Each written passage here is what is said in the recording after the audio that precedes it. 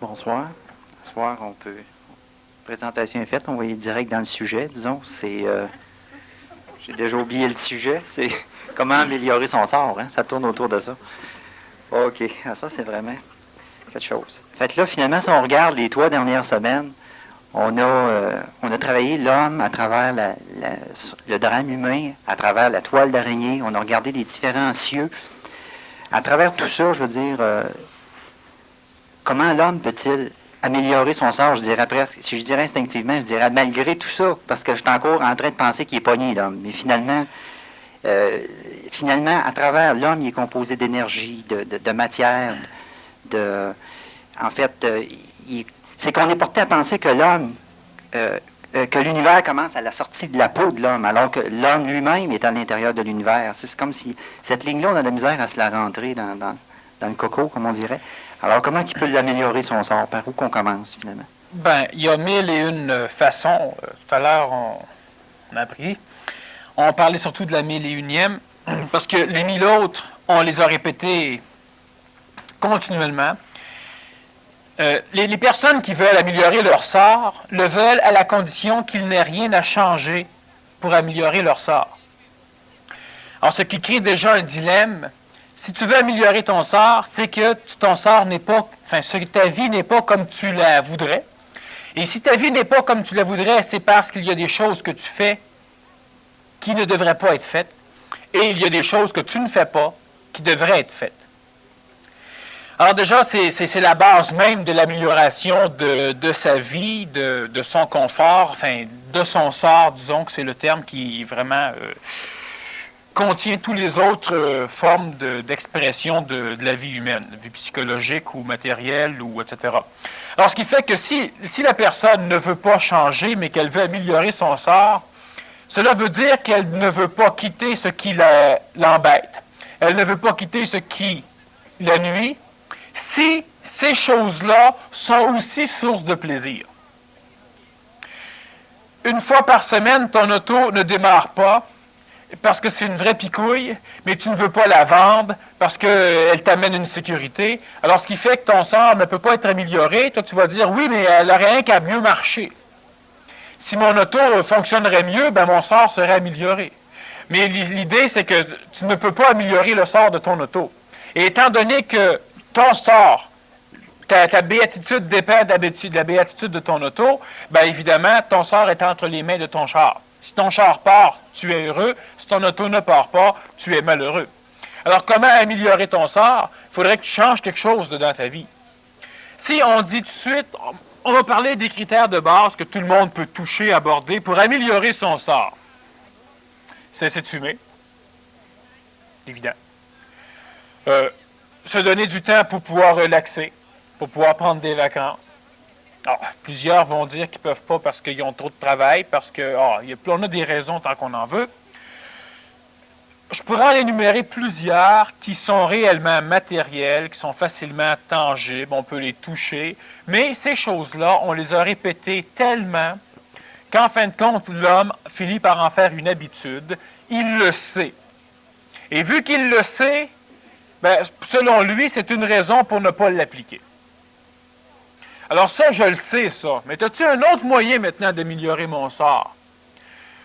Tu prends des médicaments pour dormir. Alors, pour améliorer ton sort, je te dirais, prends ton argent, puis va suivre un cours de yoga ou un cours de relaxation, ou bien encore va-t'en en campagne une fois de temps en temps, ou va jouer dehors, ou viens jouer en dedans.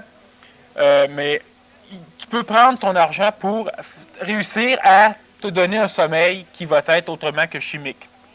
Maintenant, la personne, encore là, ne veut pas faire l'effort. Alors ça, elle sait ça. Ça, pas de problème. Maintenant, as-tu un autre moyen d'améliorer mon sort? Les moyens miraculeux, ben, il y en a. Ils sont à la portée de ceux qui ont une naissance miraculeuse. Alors, encore une fois, ce n'est pas la solution. Comment améliorer son sort? Je vais donc aborder le problème de façon à ce qu'il puisse être utile à l'homme.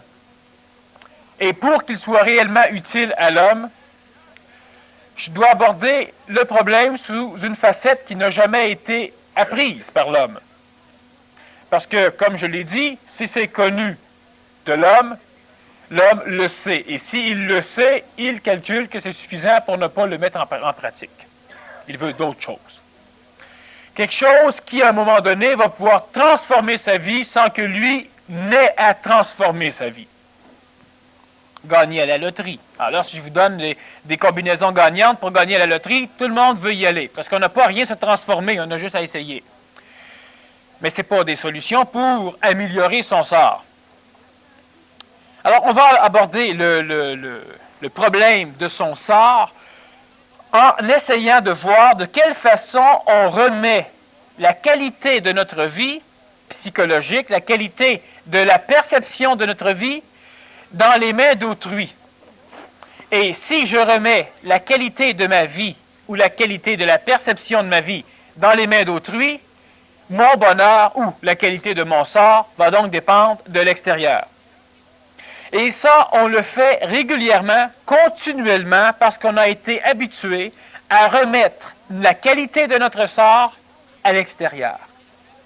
Tout à l'heure, je donnais l'exemple, mon auto ne démarre pas, je suis malheureux, je suis vexé, je suis mal pris. Je suis dans un état qui n'est réellement pas un état de bonheur. Alors, ce qui fait que j'ai remis la qualité de la perception dans l'auto. Si l'auto part, je suis heureux, si l'auto part pas, je suis malheureux. Alors, je crois que si on perçoit qu'effectivement, on remet la qualité de notre sort dans les mains de l'extérieur, on ne peut pas arriver à avoir un sort ou à améliorer son sort ou à avoir une vie qui va avoir une qualité, disons, suffisamment bonne pour nous permettre d'arriver à comprendre des mécanismes, autrement dit, pour nous permettre d'arriver à évoluer, autrement dit, pour nous permettre de monter notre taux vibratoire. L'homme qui n'exprime qu'une psychologie rébarbatrice, une psychologie de révolte, une psychologie colérique, une psychologie de déception, ne peut faire autrement que de garder un taux vibratoire suffisamment bas pour lui permettre de vivre des émotions qui sont des émotions négatives. Donc, je dois donc, dans un premier pas, arriver à vivre des émotions qui seraient, je les appellerais positives. La joie, une expression souriante, ce que l'on appellerait le bonheur. Et le fait de pouvoir vivre d'une manière plus heureuse n'amène pas l'être humain à être complètement évolué, mais il le soulage quand même d'une grande partie des entraves à son évolution. Si vous vivez dans la forêt et que vous n'avez pas de nourriture, vous n'êtes pas cultivateur et vous êtes pris présentement dans la tempête qu'il y a dehors, en plein milieu de la forêt, dans le parc des Laurentides par exemple, et que cette tempête dure 3 mois, évidemment, votre évolution va se limiter à la recherche de nourriture et à l'entretien d'un feu. Donc, si on peut vous fournir de la chaleur et de la nourriture suffisamment en abondance, votre évolution va donc se limiter à autre chose que la recherche de nourriture et l'entretien d'un feu. Et moins vous allez avoir d'entraves matérielles et moins vous allez avoir d'entraves psychologiques, plus vous allez être capable de prendre votre temps pour l'évolution ou pour l'éducation, ce qui est la même chose, et plus vous allez être capable d'exprimer des vibrations qui vont vous permettre d'avoir une facilité à arriver à comprendre ce qui se passe. Donc, si je remets continuellement, alors je remets comment? Voilà, c'est simple. Ce soir, le seul sujet qu'on va élaborer en ce qui concerne l'amélioration de son sort, c'est que je vais essayer de vous faire comprendre pourquoi vous ne devez pas être poli. Alors donc, je vais essayer de vous enseigner l'impolitesse. Et si vous arrivez à être parfaitement impoli, vous allez améliorer votre qualité de vie d'une façon extraordinaire.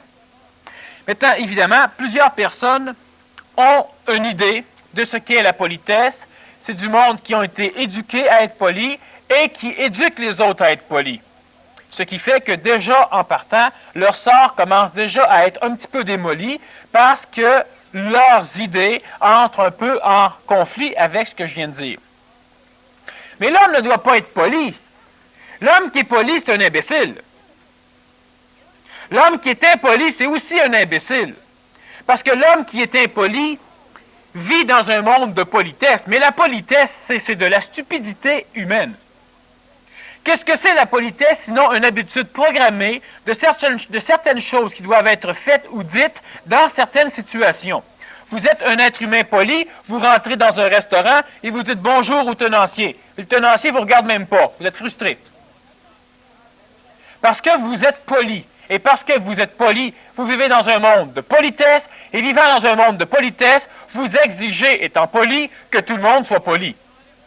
Donc, vous remettez déjà la qualité de toutes vos relations avec les humains dans les mains des autres.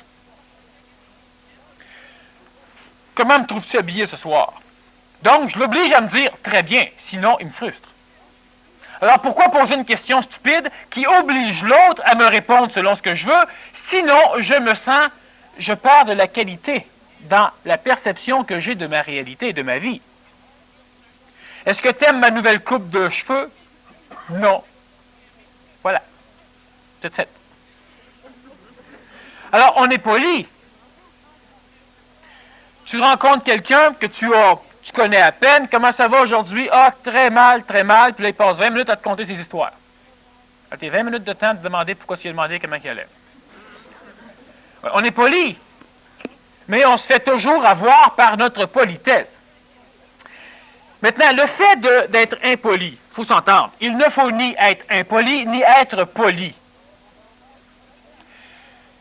La politesse, on peut le concevoir, c'est une espèce de code d'éthique morale qui, supposément, permet une relation d'une meilleure qualité entre deux individus, parce que les deux individus ne sont pas suffisamment évolués pour arriver à avoir une qualité de relation qui pourrait être ne pas programmée, qui pourrait être sans programme. Alors, si je suis suffisamment intelligent, je peux me permettre une relation humaine sans être limité par un cadre programmé.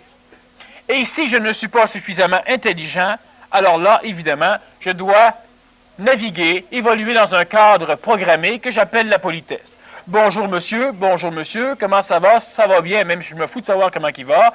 Voulez-vous passer avant moi? Non, passer avant, et puis etc. Bon. Alors, si 4 fois je fais passer le monsieur avant moi, et la 5e fois, je pense que c'est à son tour à me faire passer, puis que lui, il ne me fait pas passer, je suis frustré.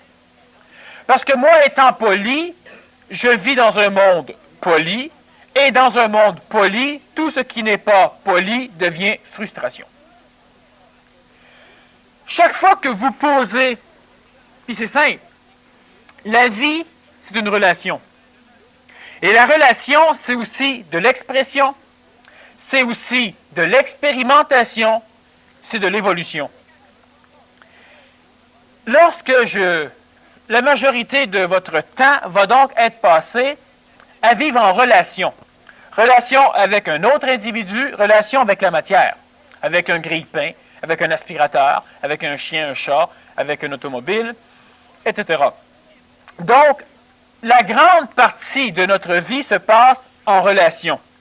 Je suis présentement en relation avec vous, et vous êtes en relation avec moi, d'une façon qui est, moi je parle et vous écoutez, mais il y a relation. Maintenant, si vous venez à une conférence et que vous vous attendez à ce que le conférencier ait une certaine éthique, ou l'intervieweur, ou etc., vous êtes poli. Vous vivez dans un monde régi par la politesse.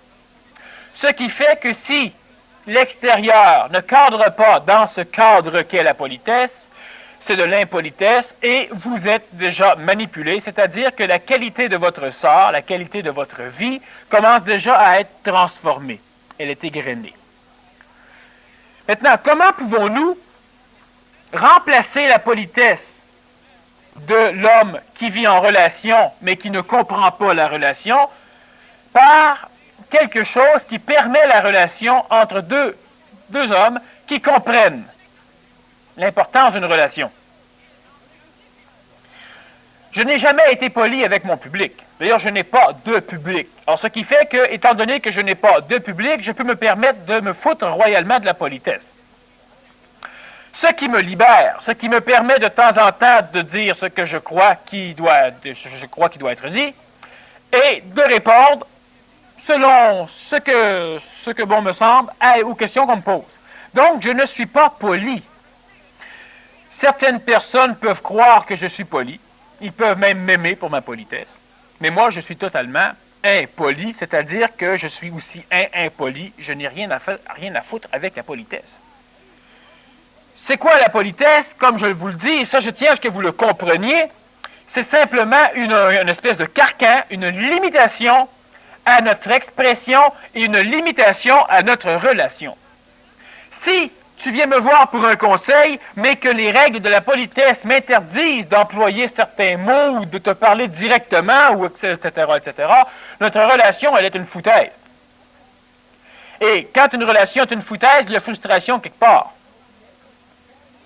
Vous rencontrez votre mère, votre belle-mère, et elle fait des choses que vous considérez comme étant négatifs, dangereux pour sa santé, stupides ou n'importe quoi, mais vous n'arrivez pas à lui dire parce que vous avez peur qu'elle se mette en colère. Et évidemment, vous avez toujours respecté vos parents, et le respect est une autre stupidité de l'évolution.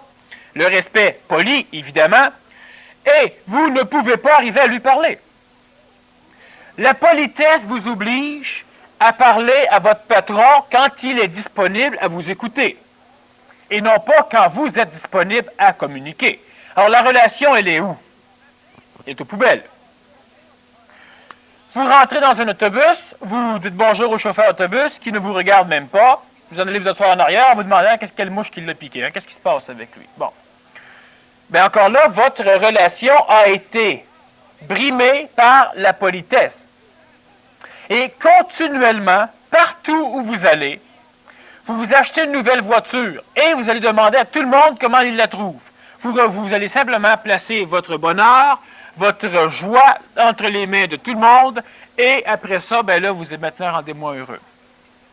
Alors, comment tu trouves mon auto? La politesse oblige celui qui observe à dire « Ah, très, très, très belle, c'est un très bon choix ». La vérité, la réalité là-dedans? Mais non, la réalité n'a pas de cadre dans la politesse.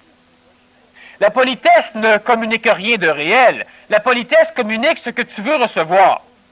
Si tu me demandes, si tu arrives et tu me dis mon chandail que j'ai acheté vraiment laid, qu'est-ce que tu en penses? Ben, la politesse va faire en sorte que je vais dire oui, ben il est laid, mais il n'est pas si laid que ça, il peut quand même te faire. Bref, pour arriver à t'expliquer que tu n'es pas si cave que ça de l'avoir acheté, mais tu n'as pas tort non plus de le trouver laid. Ben, parce que c'est ça la politesse. C'est ça la politesse. Tu rentres chez quelqu'un et puis tu dois bouffer tout l'assiette au complet. Parce que sinon, il va penser que tu l'aimes pas. Puis si tu tombes sur quelqu'un qui, elle, ben plus tu en manges, plus qu'elle pense que tu en veux, alors continue d'en mettre, ben évidemment, à un moment donné, la politesse, elle doit finir par, bon. Moi, je ne fume plus. Ah, prends une cigarette. Non, j'ai arrêté. Ah, oui. Ben, à un moment donné, la politesse, c'est que tu fumes. Parce que la politesse de l'autre fait qu'il ne peut pas fumer sans t'en offrir. Et continuellement, notre relation entre êtres humains ou entre matières, elle est régie par un cadre qui ne va pas du tout avec un cadre d'évolution, qui va avec un cadre social qui permet à des animaux de pouvoir communiquer. Mais seulement des animaux, pas des hommes, pas des êtres humains. L'être humain va communiquer d'une façon diplomate, d'une façon efficace. Et la diplomatie, chez l'homme intelligent, remplace facilement et d'une façon beaucoup plus adéquate la politesse.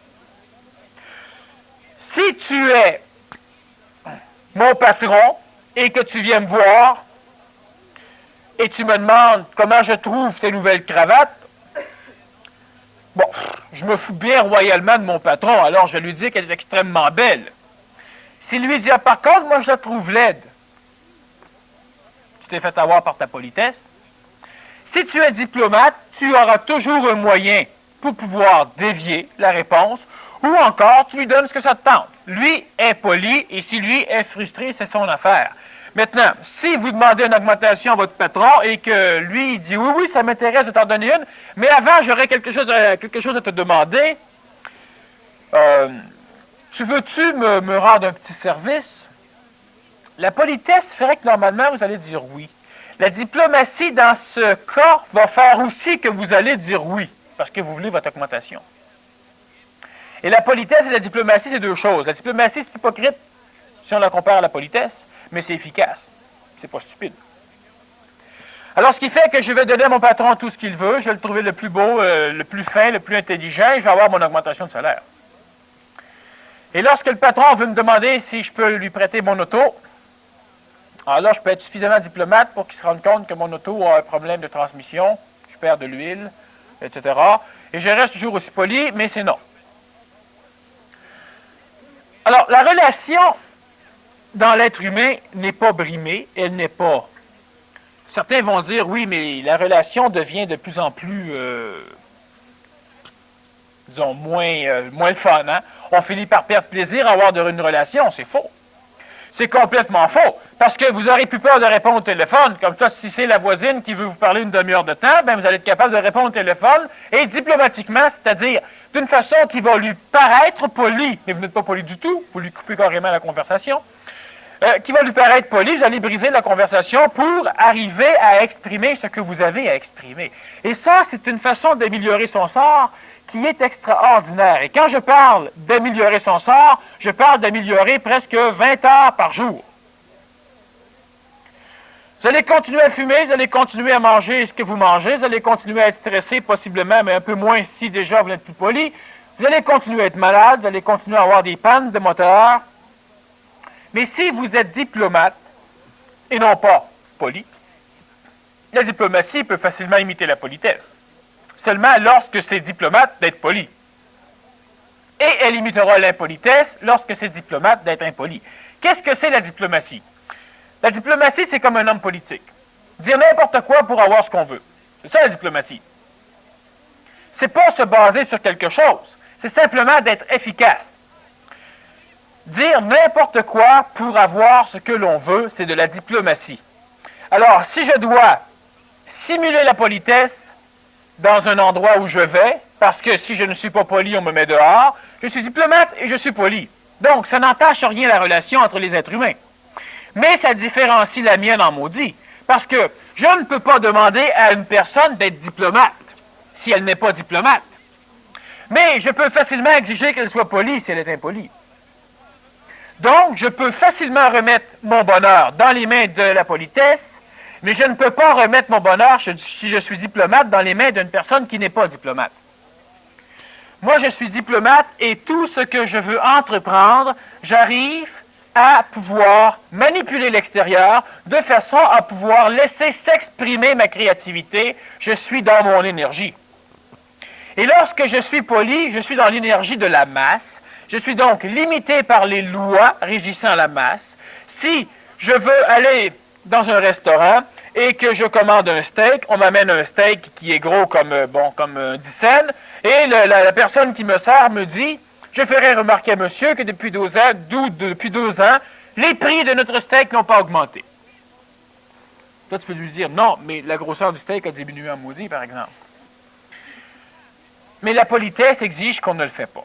Et si on a une mouche dans notre bol de soupe, je parle d'une mouche, si notre soupe n'est pas tout à fait à notre goût, trop froide, ou etc., la politesse fait que normalement on la mange puis on ferme la boîte. Et la politesse psychologique limitative de l'être humain va faire qu'il va la manger, il va fermer sa boîte, il ne retournera plus au restaurant. Alors, si vous pensez que la politesse réellement vient raffiner la relation, je crois que c'est un mensonge. Si je suis diplomate, je vais m'arranger pour faire comprendre à la personne que la soupe, elle devrait la changer. D'une façon diplomate, cela veut dire que je vais m'assurer que le cuisinier n'ira pas cracher dedans, après, comme ça se fait dans certains restaurants. Hein? Si on gueule trop fort, ben, le cuisinier n'aime pas ça, puis il peut faire pas mal de saloperies que vous ne saurez pas. Allez le bouffer, vous allez aimer ça, mais... Alors, en étant diplomate, on s'arrange pour que tout passe très bien. Être poli, cela veut dire qu'on ne place pas un bateau dans l'eau, parce que le bateau vient briser l'harmonie de l'eau. Être diplomate, cela veut dire que le bateau peut avancer dans l'eau en brisant l'eau, mais derrière le bateau, l'eau n'est pas fendue. Alors le bateau peut circuler sur l'eau sans jamais entrer en conflit avec l'eau, même s'il va où il veut et l'eau ne le dirige pas. Alors un bateau avance en fendant l'eau, mais derrière lui, l'eau n'est jamais brisée. Et la diplomatie, c'est ce qu'elle fait. Elle avance en fendant tout ce qui doit être fendu, mais derrière elle, rien n'est fendu. Alors, vous êtes diplomate, vous avez donc, si vous êtes diplomate, vous allez donc apprendre à ne plus remettre votre bonheur dans les mains de vos voisins. Alors, plus jamais vous allez demander psychologiquement une question, demander quelque chose à une personne avec l'intention qu'elle se doit de vous répondre telle chose pour vous rendre heureux. Alors, si vous vous habillez différemment, si vous achetez une nouvelle garde-robe, vous pouvez demander sincèrement votre avis à quelqu'un. Mais sachez bien que si vous le demandez dans un cadre qui exige la politesse, c'est-à-dire que vous ne voulez absolument pas savoir ce qu'il pense, vous voulez simplement qu'il accrédite ce que vous pensez. C'est ce que la politesse permet. Aimes-tu ma chaise? Ah, je l'adore. Ah, oui, c'est une bonne chaise, je l'ai achetée hier. Ah, confortable, c'est extraordinaire. Bon, on passe 5 minutes à jaser de la chaise. Puis après ça, ben, que vous l'aimiez, vous ne l'aimez pas. Si c'est important, si la personne veut vous la vendre, la chaise, puis au bout d'après 15 minutes, elle vous a fait... Pendant 15 minutes, elle vous fait dire que la chaise est extraordinaire, elle vous la fait essayer, vous l'aimez, c'est merveilleux, puis après ça, elle vous demande si vous êtes intéressé à l'acheter, vous êtes encore à vous, vous êtes fait avoir. L'idée simplement, c'est que vous devez rester complètement diplomate. Si vous n'avez pas besoin de quelque chose poliment ou diplomatiquement, vous le dites, vous le faites savoir au vendeur, vous le faites savoir à une personne. Vous êtes chez vous, votre mère vient vous visiter et la politesse exige que 2 semaines après, votre mère est encore là. Tout ce que vous pouvez dire, c'est qu'elle est très impolie. Mais ça ne vous arrange pas. Vous êtes extrêmement poli, elle est extrêmement impolie. C'est elle qui gagne. Tous ceux qui sont polis n'arrivent jamais à rien. Ceux qui sont polis sont des frustrés continuels qui essaient d'exiger de la société un cadre dans lequel eux-mêmes flottent. Alors, vu que je suis pris dans la politesse, puis la société, si tout le monde serait poli, tout le monde irait bien, tout le monde serait bien, tant que la politesse de la société fit avec la politesse de ma psychologie. Et lorsque je calcule que telle chose est polie, on peut dire telle chose à quelqu'un, ben, tout le monde devrait changer de politesse pour accepter la mienne. Alors, ce qui fait que être habillé à l'aise, est-ce que s'habiller à l'aise, c'est être poli? Vous allez dans un mariage et vous vous habillez à l'aise. Alors, la politesse d'un mariage exige que, pas nécessaire d'être à l'aise, mettre les mariés à l'aise, mettre la famille à l'aise, c'est la politesse, mais pas vous mettre à l'aise. Vous assistez à un bal masqué et vous arrivez masqué, mais déguisé en nudiste, par exemple. Oui, c'est pas conventionnel, c'est un masque. Mais la politesse exige certaines choses. C'est évident que si vous êtes diplomate et vous risquez de vous faire soit violer, soit mettre dehors, alors vous êtes diplomate, vous allez arriver d'une façon plus adéquate. Mais l'idée même, c'est que si vous êtes continuellement régi, à un moment donné, pendant l'été, je demandais au public d'être à l'aise. Et ceux qui voulaient venir en pantalon court pouvaient. Mais il y en a quand même qui se sont évertués tout l'été à venir en pantalon long avec un veston, une cravate et une chemise. Leur propre politesse l'exigeait. Mais ces personnes-là ont été frustrées et ont parlé de ceux qui, effectivement, venaient en pantalon court. Mais on était l'été, il faisait chaud. Et si le conférencier aurait été en pantalon court, alors là, plusieurs personnes qui auraient trouvé que ce que le conférencier dit n'a aucun sens. La preuve, il est en pantalon court. Mais c'est la politesse. Vous vivez dans un cadre poli, vous exigez donc de l'extérieur d'être poli, sinon votre cadre de politesse ne peut pas être exprimé. Si vous demandez à quelqu'un comment ça va et que lui vous répond carrément « pas de tes affaires », ben il a raison. Ça ne vous regarde pas du tout, puis de toute façon, ça ne vous intéresse même pas de savoir comment il va, sauf si vous êtes médecin, infirmière, ambulancier ou quelque chose dans le genre. Là, ça vous intéresse de savoir comment il file. Mais sinon, vous vous en foutez royalement. Alors, la politesse exige que vous demandez ça, parce que la politesse, c'est que moi, je veux aussi qu'on s'intéresse de ma santé. Alors, si je demande comment ça va, lui devrait répondre bien, merci, parce que ça va toujours bien quand on demande comment ça va, même quand ça va mal, et lui devrait me dire, et toi? Et moi, je réponds, n'importe quoi, puis je passe tout droit, j'ai même pas besoin de lui répondre comment ça va. Parce que remarquez bien que, souvent, comment ça va, bien merci, et toi, qu'est-ce que tu as fait hier? La personne ne répond jamais. Mais c'est normal, c'est une entrée en matière. Une entrée en matière qui paraît banale, qui ouvre la matière, parce qu'on n'est pas suffisamment intelligent pour l'ouvrir d'une manière intelligente, on l'ouvre d'une manière habituelle. Mais si l'autre me répond brutalement que ça ne me regarde pas, l'entrée en matière ne peut. Mais on est entré en matière, oui, mais frustré. Alors, ce qui fait que cette politesse, elle est aberration. Maintenant, c'est extrêmement important de faire la différence entre la diplomatie et la politesse. Celui qui est impoli est régi par les mêmes lois que celui qui est poli. Alors, le fait d'être impoli, c'est de risquer d'être frustré encore une fois. C'est la même chose que la politesse. Celui qui veut absolument être heureux doit s'attendre à être malheureux. Ces deux choses-là vont ensemble. Et il en est de même pour la politesse et l'impolitesse. Si moi, je jouis de briser la politesse de tout le monde, donc d'être impoli, ben, à un moment donné, mes jouissances vont être limitées par une personne qui va jouir lui aussi d'être impoli. Parce que ça ne fonctionnera plus. Ou encore, je veux être impoli, je perds mon emploi. Yeah, je suis impoli. Le patron s'en fout, lui. Lui, diplomate, il n'est pas poli. T'es impoli, t'es serveur, je n'ai pas besoin de personne impolie, va-t'en. Le patron est diplomate. Alors, ça fait qu'à un moment donné, il faut réellement discerner entre l'impolitesse et la politesse. Ces deux choses-là, ces deux cossins-là sont deux stupidités de l'évolution. Ce sont des carcans sociaux, des carcans psychologiques qui empêchent l'être humain, qui empêchent l'homme de pouvoir exprimer son énergie.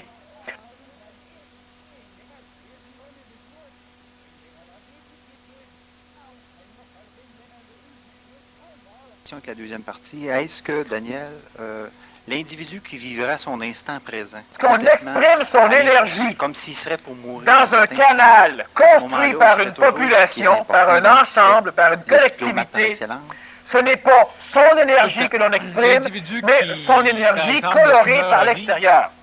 Les personnes qui se conscientisent ou qui veulent évoluer essaient continuellement d'arriver à être mentales, c'est-à-dire d'avoir une possibilité de réflexion qui ne sera pas colorée par l'astral.